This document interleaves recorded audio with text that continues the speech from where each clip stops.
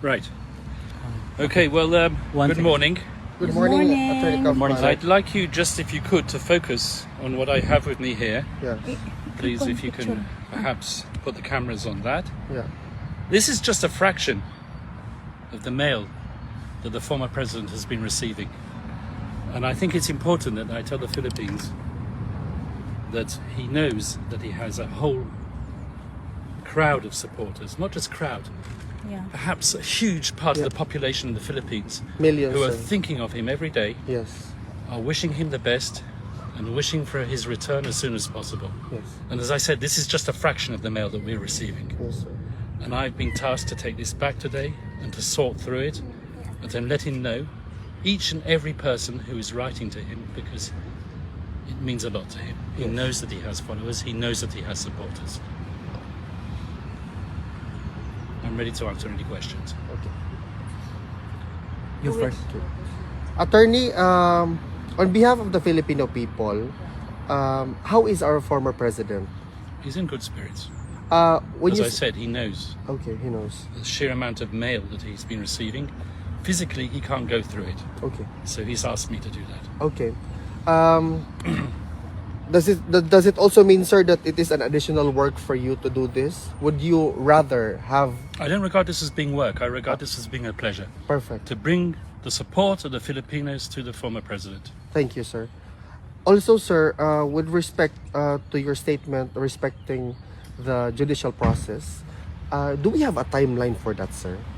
The judicial process? Like in general, like is Well, it what I can months or perhaps years? reveal is that in the coming days, perhaps even today, perhaps tomorrow, perhaps at the beginning of next week, Okay, but no more than in 1 week, we'll be filing our jurisdictional challenge. thank you, sir.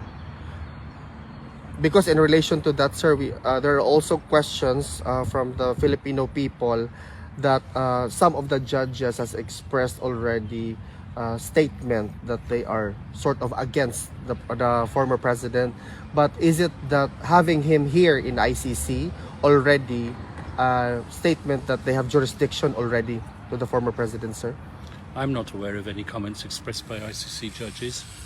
I'm certainly not going to comment on that Okay. allegation. I find it hard to believe.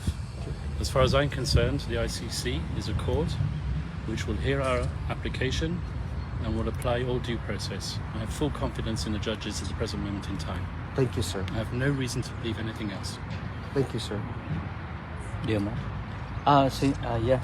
Attorney Kaufman, recently Vice President Sara Duterte confirmed that she is part of the arrest list of the ICC. What are your comment about this? She's part of what? Sorry, could you repeat the question? Arrest Yeah. list. Arrest list. I don't know anything about an arrest list. You're going to have to ask that question to the Office of the Prosecutor, Karim Khan. Okay. How Be- about the Because, sir, in relation to that, the mindset is that we are afraid that it's going to be another Filipino going to be surrendered here again in the ICC. So, Once again, I can't comment. I'm here to do one job and one job only. Okay. Not to represent other people. okay, I'm here to represent the former president. okay, sir, clear. Yeah, maybe in line on that, sir. Will the incumbent Vice President face the same fate as her father? And how do you perceive these cases' potential impact on the principles of international criminal law, particularly concerning the prosecution of former heads of state? That's a very, how can I say, apropos question at the present moment in time. There are heads of state who have been targeted, including a head of state in my country, from where I come from. Once again, it's a very contentious issue, and I'm not going to start talking about that in the media. It's an academic debate on it as well. Yes. So really, it's not relevant to my representation of President Duterte. Sir, are you confident that there will be a favorable response to the application of your jurisdictional strategy? I've said already in the media that I think it's a compelling argument, but the ultimate arbiters of that argument are the judges themselves. Okay. And it's not for me to tell them how to find, ultimately, what they believe is the correct decision, the correct judgment. I hope they will accept my argument. Okay. Sir, are you confident that former President Rodrigo Roa Duterte will be brought back to the Philippines before even the confirmation of charges? That is certainly my ambition, yes. Okay. Do you have a message to the Filipino people who are closely following the development of the case of our former president that we love and adore, sir? As I've told you already, just respect the process, trust us as his lawyers to do the job properly, and we hope that we will bring the right result home.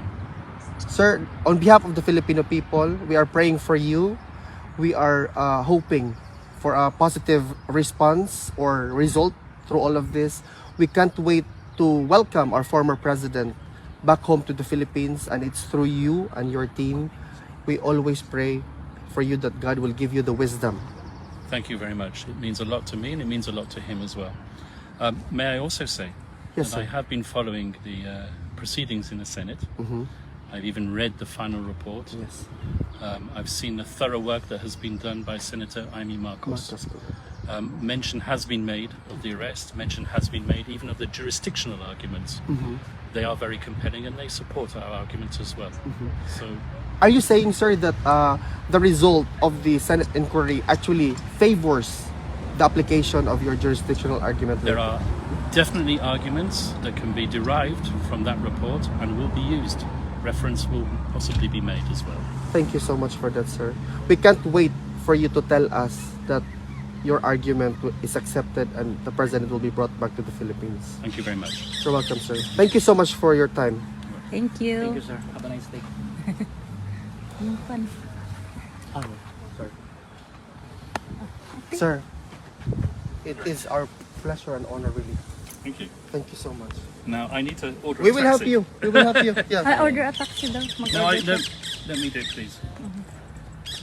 Magandang araw mga ka-partners, mga kababayan. So yun po ang kaganapan dito sa tapat ng ICC sa The Hague, Netherlands. So napakinggan natin ang mensahe sa attorney po ng ating mahal na dating Pangulong Rodrigo Roa Duterte, ang legal counsel po na walang iba si Attorney Kaufman, mga ka-partners.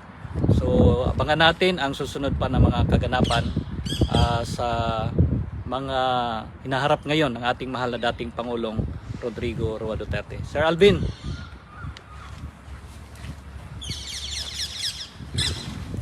Yes, ito po.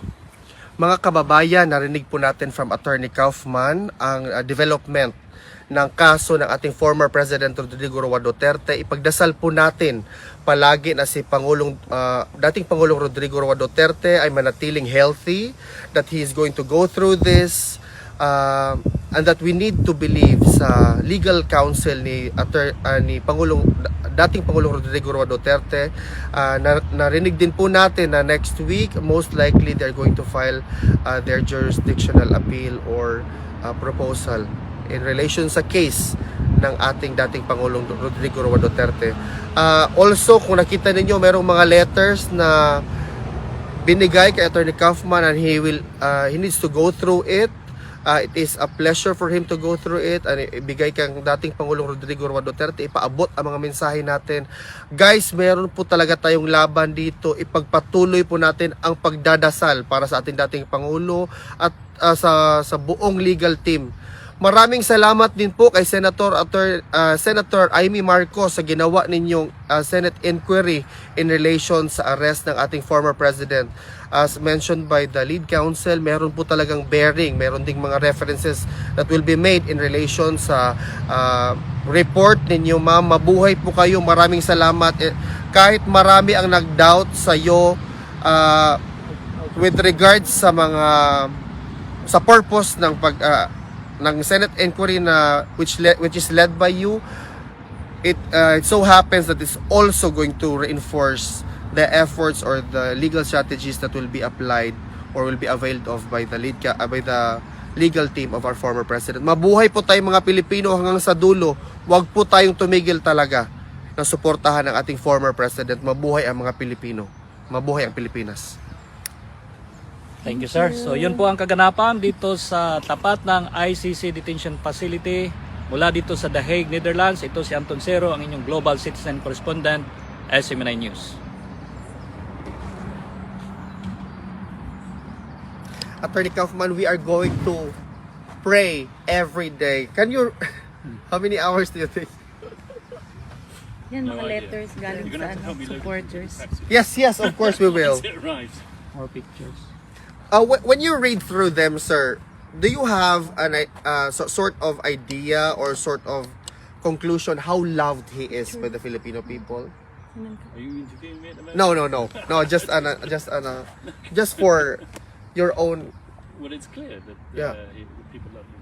Otherwise, I've Yeah. never come across this type of thing in any other case. Yeah. Also, the flowers you mentioned before, right? Flowers have all gone off, I'm afraid. They've all gone rotten.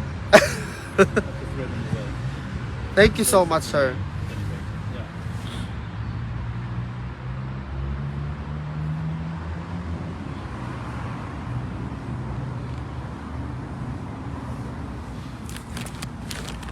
And it's also heavy. It's not, yeah. It's not only, Mga cards it's kasi heavy yan. actually. Punong-puno. They're all letters. Yeah. Letters and notes. And I think there are Guys, gifts grabe yung mga also. letters Binasa niyo, ni guys. tatay lahat. Oh, hindi, babasahin niya. Guys, grabe yung letters ninyo. Oh, grabe kayo lahat. Put that in the news daw. Ay, picturean mo yan pala. Picture natin, mo. oh. Para Let me ma-send just sa ano. open one up and we'll see if we can get something nice. Yung letters din daw, Okay, pakipicture. this is from Canada.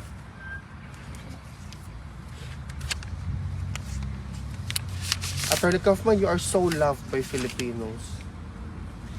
All right, so let's do this. Oh, sabi niya, Okay. mabait. All right, so just by way of example, I'm going to read a letter from a family from Canada, Ontario. I won't mention their name, Okay. but this is indicative of most of the mail that we've been receiving. We will continue to support you, Tatay Digong. We will continue to pray for your health, freedom and safety. We love you very much. Be strong. Do not lose hope. With God, there's always a way. Let's put our faith and trust in God's plan. This is from Ontario, Canada. And as I said, they enclose a message which I'm sure that they wanted the former president to have in his room in the prison. Do not lose hope, Tatay Digong. You represent the Philippine country. We love you. As you can see, Yeah. Thank you so much. thank you. Nice. Do you know Filipino words now, attorney?